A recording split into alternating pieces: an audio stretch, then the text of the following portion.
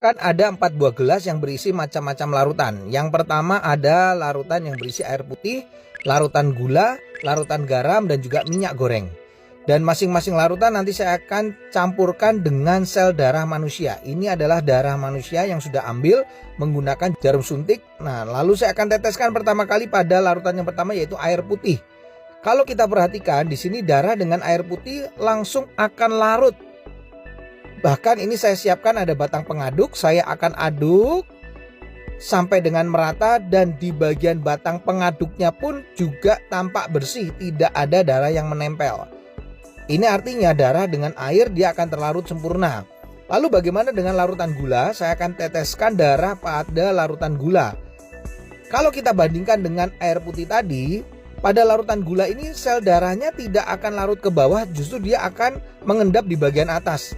Dan akan saya gunakan batang pengaduk. Nah, Anda bisa lihat ini beda sekali.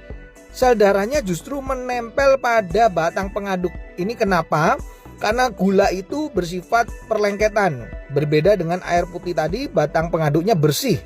Makanya orang kalau kena diabetes, terjadi perlengketan pada darahnya, mengalami rasa haus, kemudian sering buang air kecil, dan akhirnya suka ngemil. Nah, bagaimana dengan orang yang hipertensi? Ini adalah larutan garam. Ini darahnya saya akan teteskan pada larutan garam. Lalu saya akan juga sama masukkan batang pengaduk. Dan ini berbeda dengan diabetes, di mana sel darah yang menempel pada batang pengaduknya tidak selengket pada gula, larutan gula. Tapi yang membedakan pada orang darah tinggi atau hipertensi yang terlalu sering makan asin-asin, ini kelihatan sel darah merahnya akan terurai, dia akan rusak, dia akan pecah. Makanya orang darah tinggi bisa mengalami pecah pembuluh darah. Yang terakhir saya akan teteskan darah ini di dalam minyak goreng.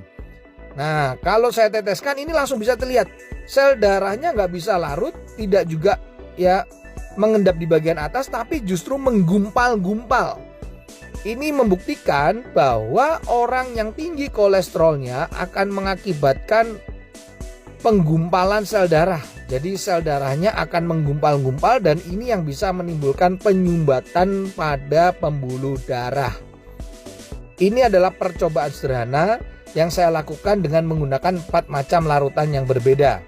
Semoga percobaan ini bisa menjadi inspirasi untuk kita agar tetap sehat.